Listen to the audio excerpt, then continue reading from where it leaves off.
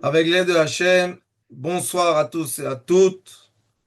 On va parler aujourd'hui d'un sujet qui intéresse beaucoup de gens qui sont dans la thérapie. C'est le sujet de la thérapie à distance. La thérapie à distance n'est pas de la magie et ce n'est pas des choses extraordinaires. Ce sont tout simplement des informations que si on les étudie comme il faut, on a la capacité de commencer à travailler à distance avec les gens. Je m'explique. On va aller de la matière, on va aller du monde qu'on connaît tous, et on va progresser à l'être humain. Premièrement, on est obligé de savoir que toutes les technologies que vous voyez aujourd'hui, que vous dites qu'elles sont extraordinaires, ces technologies ont été créées par un être. Malgré qu'aujourd'hui, ils essaient de vous dire, je fais comme ça, hein, que l'intelligence artificielle crée toute seule des nouvelles choses. Non, l'intelligence artificielle ne peut pas penser. L'intelligence artificielle peut seulement calculer de façon que l'être humain lui demande de calculer. Elle n'a aucune volonté. Ce n'est pas un être, c'est tout simplement des petites puces électroniques qui savent faire oui, non, oui, non, oui, non, 1, 0, 1, 0, 1, 0. Et tous ceux qui sont un peu dans le sujet, ça s'appelle le langage binaire. Les ordinateurs, ils ont un langage, le langage s'appelle un langage binaire. Nous avons, comme vous connaissez, j'espère, dans la nature, un mouvement d'électrons. La première chose qui a été créée dans la nature était l'assemblement des particules. Quand les particules s'assemblent, nous avons une apparence de matière. Quand les particules se décomposent, la matière disparaît. Mais ce n'est pas que la matière n'existe plus. Elle est tout simplement décomposée. Cette composition de la matière, ça veut dire que les choses se sont rapprochées, se sont unies. C'est la première force qui a été dans l'univers pour qu'on puisse avoir de la matière solide. Tous ceux qui sont comme Rabbanit Sarah dans la thérapie des minéraux savent très très bien, et on étudie ça, que les minéraux ont une forme et une couleur, pas par hasard. C'est pas par hasard que l'améthyste est violette et le diamant doit être blanc. C'est, excusez-moi, transparent. Ce n'est pas par hasard. Il y a une bonne raison à ça. Maintenant, quand vous allez circuler de façon euh, artificielle des électrons dans la matière, comme la batterie, comme l'électricité, tout ce que vous connaissez qui fait travailler des choses qu'on n'a pas l'habitude. Là, ce qui se passe, le phénomène électrique, pourquoi on appelle électrique à cause des électrons? Les électrons tout simplement bougent, et quand les électrons bougent, nous avons ce qu'on appelle le champ électromagnétique. Pourquoi on appelle le champ électromagnétique? Parce que quand on fait bouger les électrons d'un sens, du moins au plus de chaque batterie, il y a un sens. Les électrons frottent la matière, et quand ils ont frotté la matière, ils ont créé une autre apparence d'énergie qu'on appelle l'énergie du magnétisme. Je vais vous demander de faire un petit exercice très simple, très très simple. Prenez votre doigt et vous allez bouger l'autre doigt dessus. Faites ça. Maintenant, à un certain moment, on a un sentiment que ça chatouille, ça devient désagréable. Maintenant, regardez. Levez le doigt tout un peu en haut et bougez-le. Bonjour, Madame Sadia. Vous allez ressentir que le doigt bouge. Vous ressentez où il bouge. Même si vous fermez les yeux, vous avez ce sentiment que quelque chose bouge autour de votre main. Cet endroit-là, qui n'est plus le toucher même, mais regardez-moi, je touche. Vous voyez, je suis à côté. Ça s'appelle l'électromagnétisme. Ce phénomène, je vais vous faire encore un exercice maintenant pour que vous ressentez bien les choses. Ce phénomène est un phénomène naturel. Un autre exercice qui est très simple à faire. Vous prenez la main, la paume de la main gauche, la paume de la main gauche, très bien. Vous la mettez en bas. Et au-dessus, la paume de la main droite. Au début, vous mettez proche et vous allez ressentir comme un peu de chaleur. Vous ressentez? Et si vous allez les bouger un peu, non, madame, regardez. La main gauche en bas, la main droite en haut. Oui. Et les paumes sur les paumes. Vous allez ressentir comme une chaleur. Ça s'appelle le magnétisme. Pourquoi ce phénomène existe? Parce que dans la nature, il y a une règle qui s'appelle la deuxième règle de thermodynamique. Cela veut dire que les températures veulent s'égaliser. C'est pour ça que quand vous mettez de l'eau froide dans une marmite et vous faites allumer du feu en dessous de la marmite, à un certain moment, la température de la marmite et de l'eau veulent s'égaliser avec la température du feu. Ça s'appelle la deuxième règle de thermodynamique. Nous avons ce que j'espère que vous connaissez, les photos thermiques. Vous avez entendu des caméras thermiques? Vous pouvez débaisser les mains, madame Sadia. Vous savez c'est quoi la caméra thermique? Dans la caméra thermique, je ne vois pas, je ne photographie pas la matière. La caméra thermique est sensible à quoi? À la température. Cela veut dire que notre température, notre mouvement de chaleur, qui est créé par le mouvement des électrons, crée un champ électromagnétique. Je vous fais un parallèle technologique. Si vous prenez un bout de fer et vous l'embobinez d'un fil de cuivre et vous connectez le cuivre à une batterie, qu'est-ce qui va se passer avec le fer? Il va se transformer en... Quelqu'un sait? Il va devenir un aimant. Pourquoi le fer devient un aimant quand je fais circuler de l'électricité dans un sens? Parce que le bout de fer est créé de petites particules qui s'appellent ferrones et ils ont la polarité nord et sud. Et dès que je prends de l'électricité et je la bouge artificiellement dans un sens, tous les, tous les petits ferrones s'alignent dans un sens et je reçois un côté positif et un côté négatif, ou un côté qu'on appelle le nord et l'autre on appelle le sud, et ça devient un aimant, très simplement. On est d'accord? Dans votre corps, dans notre corps, dans le sang, nous avons énormément de particules qui sont des métaux. Et ces métaux-là se comportent aussi comme les petites particules qu'il y a dans le fer, sans que le fer a une direction. Quand vous faites, par exemple, une photo, c'est pas une photo, mais la caméra qu'on appelle IRM, qu'est-ce que fait cette caméra, vous savez? On rentre dans un champ électromagnétique, dans un aimant très très très puissant. Ce que fait l'aimant, c'est qu'il réaligne toutes nos cellules. Quand on voit la photo, vous allez voir si vous allez chercher sur Internet, quand on voit l'apparence de d'un travail de la photo de IRM, vous allez voir que le corps devient comme quelque chose de très aligné. Et comment il voit dans le IRM qu'on a un problème? Il y a un endroit dans notre corps qui n'est pas aligné. Ça veut dire qu'il s'oppose au magnétisme et là-bas, il détecte, ça, c'est très très petit, hein, ils peuvent détecter même des cellules seules pour voir si la cellule est alignée avec le corps ou elle n'est pas alignée avec le corps.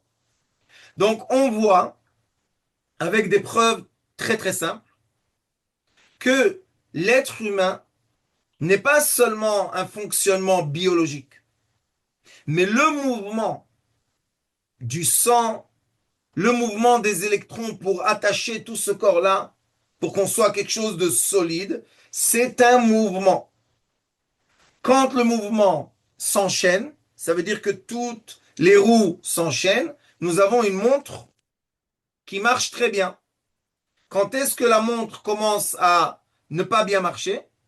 Ou bien la batterie est faible, ou bien les roues ne sont pas alignées. Il y a une roue qui s'est cassée, une roue qui s'est décalée, et là, la montre commence à marcher de façon qui n'est pas optimisée. Je vais vous faire un autre exercice très simple. Vous connaissez, on était tous à l'école. J'espère, moi pas tellement, mais quand même. Vous m'excusez, j'étais des cancres. On me mettait en France le chapeau de l'âne. Vous connaissez le chapeau de l'âne? J'ai eu droit encore au chapeau de l'âne. Et une fois, j'étais dans une classe. La professeure a dit à ma mère, la seule chose qui peut sortir de lui, c'est ou balayeur de rue ou un voyou à la prison. Après que j'ai écrit le premier livre, je suis parti lui donner, je lui ai dit, tu sais, dans la prison, on écrit des livres. Mais on a tous fait ça, on a frotté, vous savez, avec le stylo, on frotte. Qu'est-ce qui se passe quand on frotte un stylo en plastique sur un habit? On décharge des électrons. Et après, on met le stylo sur une feuille. Et qu'est-ce qui se passe avec le bout de papier? Il se colle, il se magnétisme. Pourquoi? Parce que le manque d'électrons veut se mettre en équilibre avec les électrons qu'il y a dans le papier et il se colle. C'est un aimant tout simplement naturel. Comme nous avons ce phénomène de magnétisme, le phénomène de magnétisme, si jusque-là vous avez des questions, posez-moi les questions, j'essaie de répondre, mais sachez que le phénomène artificiel de magnétisme, qui est technologique, existe aussi dans la nature. Vous connaissez les chauves-souris? Les chauves-souris sont aveugles. Comment les chauves-souris reconnaître les espaces ou des choses qu'elles veulent? Parce que la chauve-souris émet une onde, l'onde touche la matière, arrive dans la chauve-souris, et la chauve-souris arrive à détecter des distances, des matières, juste avec des ondes. C'est comme ça qu'une chauve-souris travaille. Nous, ou bien, je vais vous donner encore un exemple, la langue du serpent. Vous savez ce qu'elle fait le serpent? Il enlève sa langue, il la remet, il enlève, il la remet. Vous savez qu'est-ce qu'il fait? Il détecte sur la langue les fréquences. Un autre exemple encore, la moustache des chats ou la moustache des, comment il s'appelle, les petits lapins. Cette moustache-là, c'est pas n'importe quoi, ou les souris, ou les rats. Qu'est-ce que fait la moustache, vous savez? C'est un détecteur de fréquences. Je peux vous donner des exemples comme ça dans l'eau avec les poissons, dans l'air avec les oiseaux. Je ne sais pas si vous savez, mais les plumes d'un oiseau, si vous ouvrez dans un microscope les plumes des oiseaux, vous savez ce que vous allez trouver? De l'infini des petits tuyaux, petits tuyaux. Et les oiseaux, la volaille, est très sensible à des fréquences de mouvement à longue distance. Je ne sais pas si vous savez, mais il y a des émissions, vous pouvez regarder après. Il y a des oiseaux qui détectent la tempête 100 km avant qu'elle arrive. Dans la nature, quand on voit tout d'un coup plein d'oiseaux s'envoler d'un arbre, les gens qui habitent dans la nature vont vous dire, regarde la direction qu'ils vont se voler. Dans l'autre direction, il y a ou du feu, ou un problème, ou un tremblement de terre, etc., etc., etc. Ça veut dire que le monde naturel et le monde artificiel utilisent les fréquences. La chose que vous connaissez tous, bonjour, émetteur de fréquences, comment allez-vous? Je m'appelle téléphone. Qu'est-ce qu'il y a dans mon téléphone? Nous avons une antenne, une batterie et un ordinateur et l'écran. Qu'est-ce qu'elle fait cette antenne? Des fois, elle émet des fréquences, des fois, elle capte des fréquences. Il y a des téléphones très très sophistiqués qui ont deux antennes. Une émet tout le temps et une reçoit tout le temps. Ça veut dire que dans l'air, maintenant, quand on est tous assis dans notre maison et on pense qu'on est dans un champ de protection, dans votre chambre, il y a, je peux me permettre de dire, sans fin de informations. Comment je sais? Ouvrez une radio, cherchez les fréquences. Sur chaque fréquence, vous avez entendu quelque chose. De la musique, du bruit, blablabla. Ouvrez la télévision, changez de chaîne, vous allez entendre des bruits, des choses, des télévisions. Regardez ça. Ça vous donne tout ce que vous voulez presque. Si cette machine qui a été créée par l'homme a la capacité, ça veut dire que l'homme aussi a la capacité. La première chose que l'on fait pour comprendre qu'on a une capacité, ça s'appelle la parapsychologie. La parapsychologie nous permet d'être capable, à distance, de transmettre des messages. Avec l'aide de Dieu, quand je viendrai en France, je crois fin janvier au début de février, et je fais toujours séminaire pour mes élèves, pratique, vous allez voir qu'on peut, et c'est pas très compliqué, de transmettre des messages à courte distance. Si vous voulez jouer à ça, ou vous entraîner, je vous donne un conseil.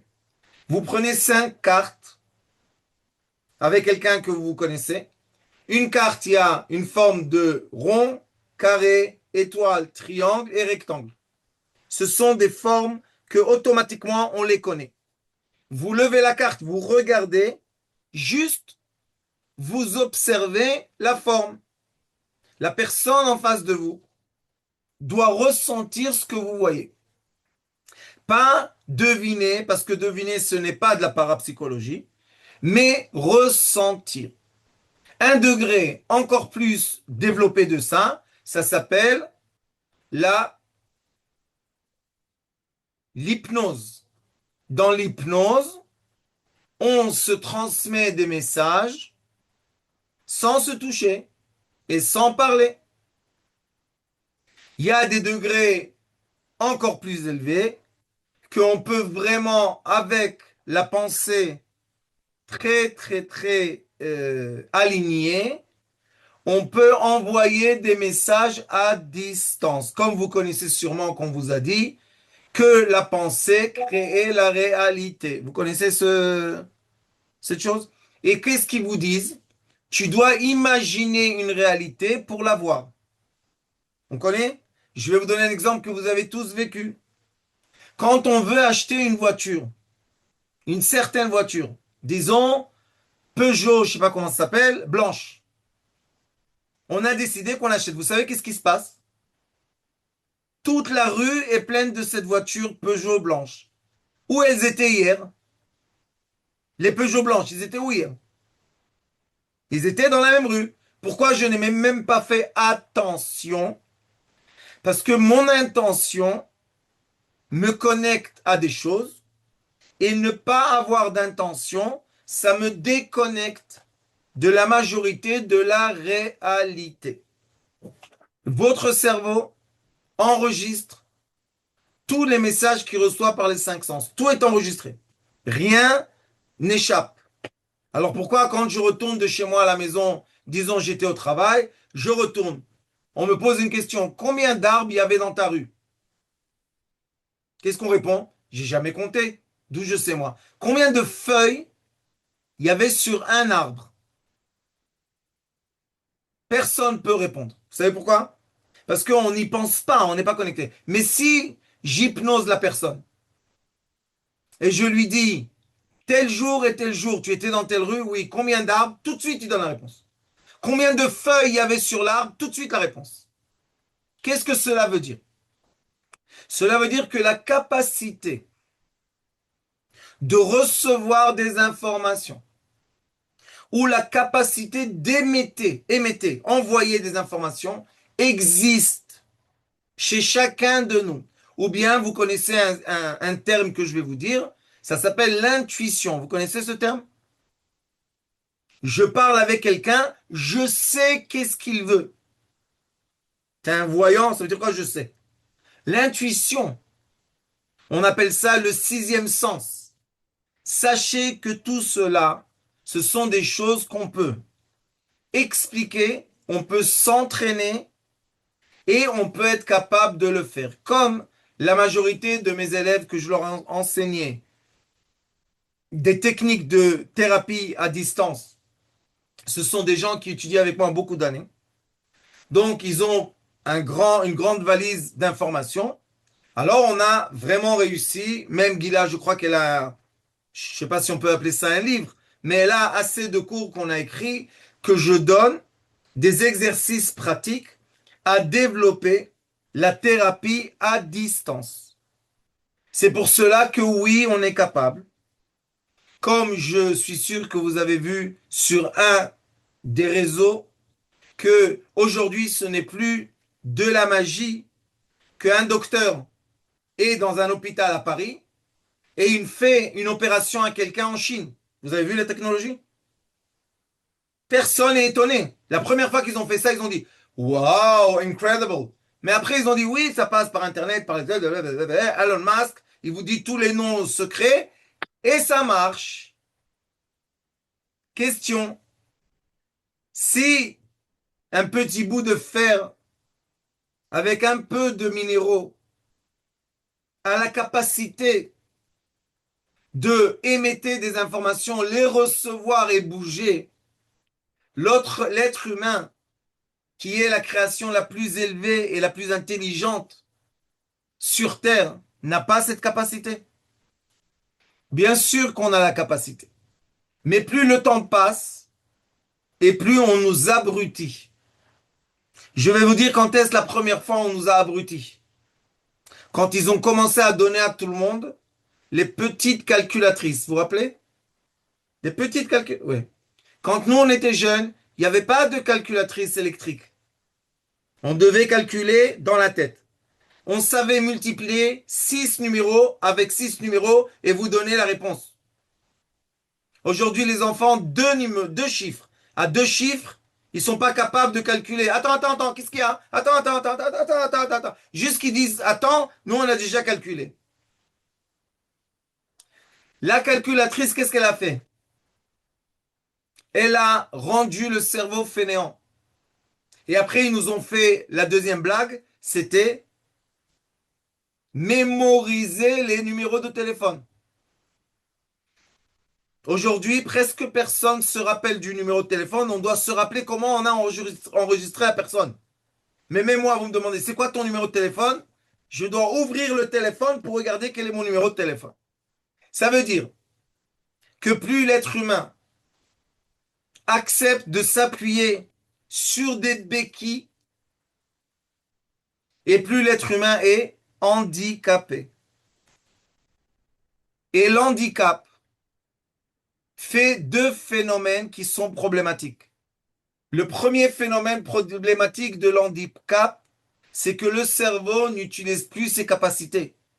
Et c'est pour ça que si vous allez regarder tous les examens de IQ, intelligence, vont et se dégradent d'année en année. L'être humain moderne devient de plus en plus incapable intelligemment. Et qui sont les gens avec l'IQ le plus élevé aujourd'hui? Vous savez, c'est quoi les pays? En Asie. En Asie, en Chine, Corée du Sud, au Japon. Pourquoi? Parce que là-bas, ils ont une religion ou une pensée que la valeur de l'être humain est encore sa propre capacité de penser. La valeur de l'être humain n'est pas quel appareil j'ai acheté. Je vais vous donner un exemple entre un enfant en Asie et un enfant en Amérique. L'enfant en Amérique, il a la valeur dans la classe s'il a le téléphone le plus avancé. Oui? Quand il vient à l'école, je sais pas qu'est-ce qu'il y a aujourd'hui comme téléphone, disons qu'il y avait, je sais pas moi, Tesla 8. S'il vient dans la classe avec Tesla 8, ça devient le roi de la classe. En Asie, celui qui est numéro un en mathématiques ou en physique, c'est lui le numéro un de la classe. C'est tout simplement comme ça. Il y a un endroit qu'on a continué à cultiver la capacité de l'être, et il y a un endroit qu'on cultive la capacité de la technologie. Pendant la guerre froide, il y avait, vous savez que les Américains ou bien l'Ouest n'arrêtent pas de développer de la technologie. Et les Russes, pendant la guerre froide, comme jusqu'aujourd'hui, ils développent la technologie de l'être humain. Nous aussi, on est un groupe de moi j'ai PhD, mais c'est pas, je m'en fous de ça. Mais on est un groupe de gens qui pensent et on développe tout le temps la capacité de l'être humain. C'est pour ça que la thérapie lumière développe le thérapeute. Et plus le thérapeute a des capacités élevées, et plus il peut guérir son prochain. Alors, vous savez qu'est-ce qu'ils ont fait? Ils ont mis un sous-marin dans l'océan, les Américains et les Russes. À l'époque, les Américains ont développé des radars très puissants. Donc, le radar recevait un message et il envoyait dans le sous-marin. Et ils ont voulu voir combien de temps ça prend dès que le message a été envoyé de la Maison Blanche, du Pentagone, jusqu'à quand que la personne dans le sous-marin écrit le message.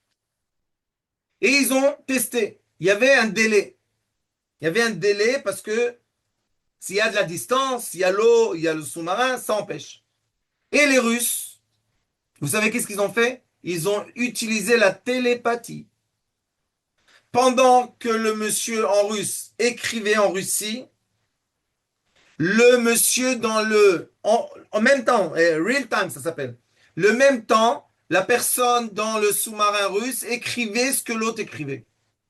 Alors ils ont compris que tu peux avancer avec la technologie tant que tu veux, mais il y aura toujours un délai de temps. Mais l'être humain, quand il est bien connecté, il n'y a presque pas de délai de temps. Quelle est la raison simple de ce que je vous dis? C'est parce que la fréquence du cerveau, quand le cerveau est calme, et on va parler des fréquences du cerveau, quand on arrive à baisser les fréquences à l'envers de ce qu'ils vous disent, monte dans les fréquences du cerveau et, comment dire, épuise ton cerveau, fais-le faire des efforts, tu seras plus capable. C'est pas vrai. Le cerveau est capable quand le cerveau est au calme, quand le cerveau baisse de fréquence, et ça s'appelle la fréquence epsilon. La fréquence epsilon, c'est une fréquence qui est moins de 0,4 Hertz. Ce sont des fréquences très très lentes, très très très très lentes. Et Baruch Hashem, merci mon Dieu, dans le Zohar HaKadosh, dans les livres de Kabbalah, c'est écrit il y a 2000 ans, la technologie d'aujourd'hui teste les fréquences et ils disent que les gens qui ont les capacités de télépathie ou bien de voir le futur, il y a des gens qui sont capables de voir clairvoyance du futur, pendant qu'ils reçoivent leur message, leur cerveau est dans quoi? Dans une fréquence epsilon. Si le cerveau est perturbé par d'autres informations, il n'arrive pas à atteindre ce silence, il n'a pas la capacité de quelqu'un qui a atteint le silence. Il y a, vous savez bien, je m'imagine, toutes sortes de plantes, toutes sortes de champignons, toutes sortes de produits chimiques qui influencent la vitesse du cerveau. Et c'est pour cela qu'il y a des gens que sous influence de drogue ou de plantes, voient au-delà de ce que nous on voit. Ils entendent au-delà de ce que nous on entend. Ils ont le sens de la télépathie très développé. Ils ont le sixième sens très développé. Il y a même des écoles, je vous ai mis sur le groupe des amis de la vie sage, il y a une école en Inde qu'ils enseignent aux enfants tout jeunes. Ils leur enseignent quoi? La capacité de la, kin, la kinétique, des forces kinétiques. C'est quoi les forces kinétiques? C'est la capacité de l'être humain avec avec un silence, de bouger les électrons dans la matière. Et c'est ceux qui vous plient les cuillères, c'est ceux qui font bouger des choses. C'est pas tellement compliqué de le faire parce que c'est technique et il faut le savoir. Et sachez qu'en Russie et dans l'Allemagne de l'Est avant, il y a des gens qui ont réussi à allumer des ampoules avec les mains. Ils mettaient une ampoule entre les mains et l'ampoule s'allumait. Ce n'est pas de la magie et c'est pas du mensonge. C'est tout simplement la capacité de l'être humain de diriger, de diriger, d'aligner son énergie. Je vais vous donner un exemple aussi du monde de Madame Sarah. Vous savez qu'il y a des minéraux qui s'appellent les générateurs. Vous avez entendu parler? Vous connaissez? C'est des minéraux qui sont comme des obélix. Vous avez entendu parler de ça? Ça s'appelle les générateurs. Oui. Vous savez que si vous prenez un minéraux générateur, vous le mettez entre les deux polarités des doigts et vous rentrez dans le silence, il y a un mouvement d'électrons qui se fait. Et vous savez qu'est-ce qui se passe? Ou le générateur devient plus foncé, sa couleur, ou bien il perd de sa couleur. C'est un exercice très facile de faire qui vous donne le reflet du silence interne. Parce qu'on doit ressentir ce silence. Et plus on est silencieux, c'est pour ça qu'on va étudier ensemble le point zéro, qui est une clé qui nous ouvre beaucoup, beaucoup de dimensions. Plus on va travailler le silence et le point zéro, et plus on sera capable de travailler à distance. J'arrête là et j'ouvre un autre sujet qui est dans le même contexte. Le patient. À la fin, nous sommes thérapeutes. On n'est pas là pour montrer aux gens qu'on est plus fort. On est là pour aider les autres. Sachez que quand vous rencontrez quelqu'un avec vos cinq sens, la vue, l'ouïe, l'odorat, le goût et le toucher, et la personne, elle est à côté de vous, automatiquement, l'être humain se défend. C'est automatique. C'est normal que quelqu'un se défend. Donc, quand le thérapeute rencontre le patient, la première des énergies qui passe entre les deux, c'est quoi? La méfiance, la protection. La personne, elle a peur. Elle se méfie, elle se protège, elle ne veut pas tout se donner tout de suite. C'est normal. Donc, quand vous voulez vraiment améliorer quelque chose, le bien-être de quelqu'un qui est en face de vous, vous allez devoir utiliser beaucoup plus d'énergie que si la personne ne nous voit pas du tout. Parce que quand elle ne nous voit pas, et nous on a juste un signe de cette personne, son prénom, une photo, un habit, quelque chose, quand on a quelque chose qui nous indique qui est la personne, on peut envoyer ou faire des choses beaucoup plus avec l'efficacité beaucoup plus élevée. Pourquoi? Parce que la personne qu'on s'occupe d'elle ne se défend pas. Et comme elle ne se défend pas, c'est comme quelqu'un qui va chez le dentiste et il entend les bruits. Automatiquement, son corps se crispe. Automatiquement. J'ai une élève qui est à Tahiti, elle fait des emplats. Et elle a étudié beaucoup avec moi la thérapie lumière. Vous savez qu'elle nous a témoigné plus qu'une fois qu'avant la thérapie lumière, quand elle devait arracher les dents pour mettre des implants, implants, il y avait du sang, il y avait des trucs, la personne, il fallait l'endormir. Catastrophe.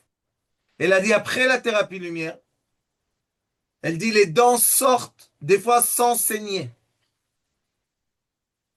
Les dents arrêtent de se battre avec elle parce qu'elle ne veut pas sortir. Pourquoi la dent ne sort pas, vous savez? Parce que la gencive, la dent est implantée dans la gencive, quand la gencive se stresse, elle ne permet pas à la dent de sortir. Et c'est pour ça qu'on nous met, qu'est-ce qu'on nous met? On nous met du produit pour nous endormir. Mais ce produit-là, pas tout le monde le supporte. Mais quand, et je sais qu'en France, ça existe beaucoup aujourd'hui, qu'on fait les, les thérapies des dents quand la personne est quoi? Hypnotisée. Vous avez vu ça? Il y a des chambres qui les hypnotisent.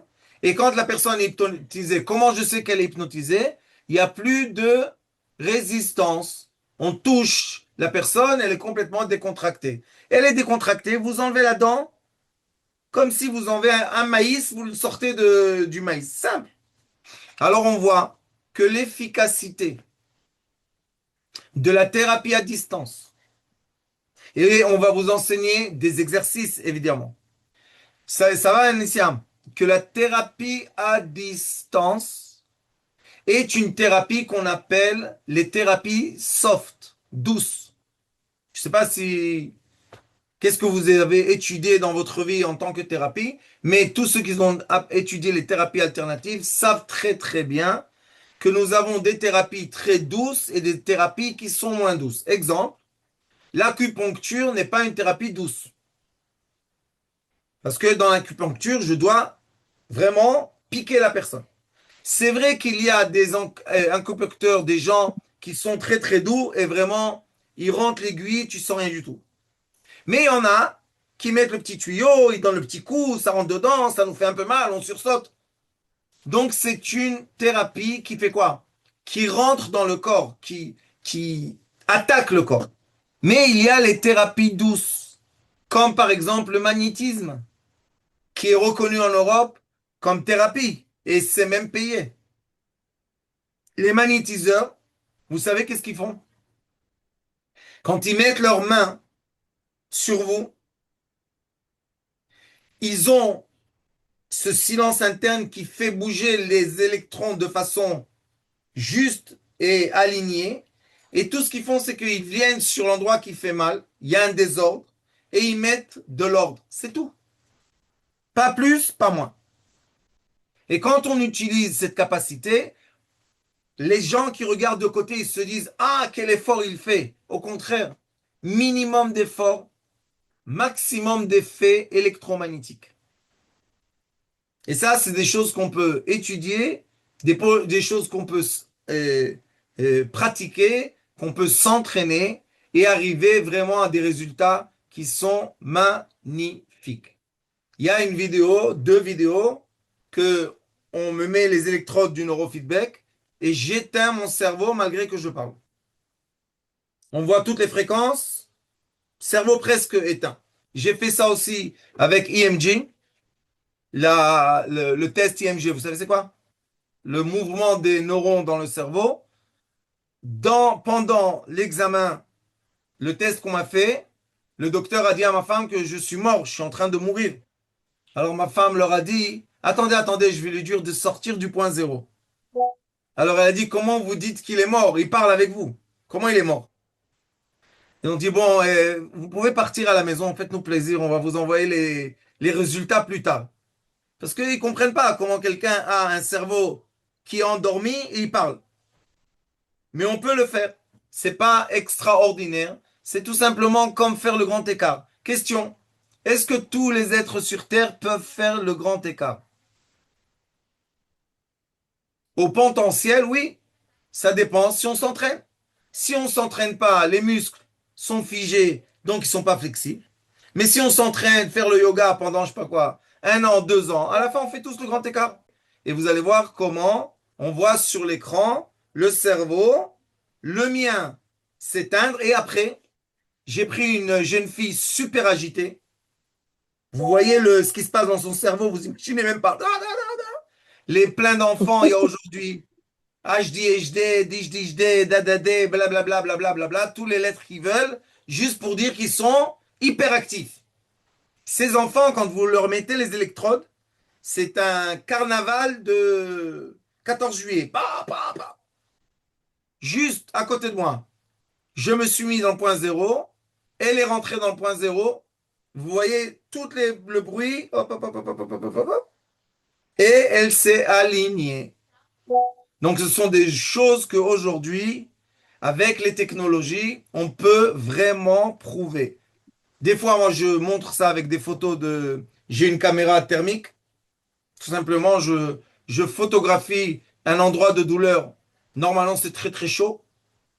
Et après, quand on est dans le silence, vous voyez que l'endroit se refroidit, tout simplement. Pourquoi? Parce qu'il y a un mouvement. La thérapie à distance, c'est une thérapie de mouvement. Sauf qu'on appelle ça soft thérapie.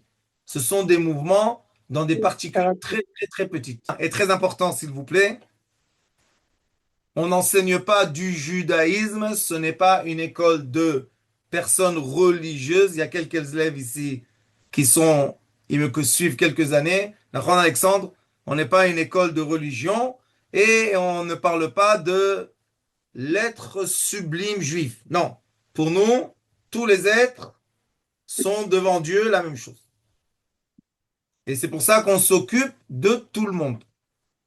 Juifs, non juifs, mais vraiment, vraiment, tous ceux qui rentrent dans la structure de l'être humain comprennent que tous les individus sont les enfants de Dieu. Il faut arrêter avec les bêtises. Alors les thérapies, toutes les thérapies lumière, et on enseigne beaucoup de choses, beaucoup d'années, ce sont tous des thérapies qui sont valables à tout le monde. Voilà bientôt, Nissiam, mon beau-fils, qui est aussi mon élève. On va ouvrir une école où? Au Maroc. Parce que c'est une information qui est globale. C'est pas une information qui appartient à quelqu'un. Dans le monde entier, Baruch Hashem, on a eu la chance de guérir les gens. Et j'espère qu'on va continuer à guérir les gens. J'ai une dame à Paris, qu'elle est de l'Afrique, mais elle est musulmane. Et la pauvre, il y a beaucoup de sorcellerie, vraiment, vraiment, hein. Il y a quelques années, son mari est venu me voir et me dit, elle va mourir. Je lui ai dit, t'inquiète pas, on s'occupe d'elle. Baruch Hashem, elle n'est pas morte, elle est vivante, tout va bien, jusqu'aujourd'hui, et ça va aller encore mieux. Et chaque fois, elle me dit, mais dites-moi, monsieur le rabbin, je suis musulmane. J'ai dit, non, madame, vous êtes l'enfant de Dieu. Il faut arrêter avec ces bêtises-là. Lui, il est hindou, lui, il est... Laissez-les tranquilles. Chacun. Vous savez, c'est comme la nourriture. Il y a des gens qui aiment piquant et les gens qui n'aiment pas piquant. Il y a un des deux qui est mieux. Celui-là, il aime piquant. Celui-là, il n'aime pas piquant. Qu'est-ce que tu veux chez lui? Alors, thérapeute, ça doit être des gens pacifistes. On doit faire la plus belle des choses, c'est de guérir nos prochains et se guérir soi-même si on peut. C'est Question. tous les gens qui réfléchissent. Voilà. Moi, ça fait 3 ans maintenant que je suis au cours. Je suis thérapeute à Paris. Et au-delà de la thérapie en elle-même, c'est vraiment la compréhension de l'être. Et c'est vraiment le positionnement de qui vous êtes. Et non seulement ça va vous aider dans vos vies personnelles, dans la façon dont vous accompagnerez vos patients, ou même si vous n'en avez pas pour vous, vos proches. Et c'est la thérapie de l'âme, en fait. Et quand vous apprenez à vous comprendre, quand vous apprenez à vous connaître, vous êtes tellement en paix, tellement aligné avec vous que toutes les expériences, et pas les épreuves que vous aurez à vivre dans votre vie, vous les passerez avec facilité et vous aiderez les autres à le faire aussi. Donc voilà, c'était juste ce que j'avais envie de dire. Qu'il est de Dieu que dans le monde entier, sur tous les continents, il y ait des gens qui enseignent ça. Sachez que le rôle que nous avons, c'est de transmettre le savoir et non pas je suis le seul. Il faut enseigner, il faut partager et c'est tout. Tous les cours sont tapés et Gila fait en sorte que les élèves reçoivent les cours écrits. Donc après, vous pouvez réviser. Tous les cours sont enregistrés. Donc après, si vous avez manqué un cours ou quoi que ce soit, vous pouvez revoir le cours. Comme ça que vous pouvez euh, revoir le cours, relire les choses. C'est très important. À très bientôt. J'espère qu'on va commencer la classe très vite. Toda Rabba, Bye. Dieu vous bénisse de toutes les grandes bénédictions. À très bientôt.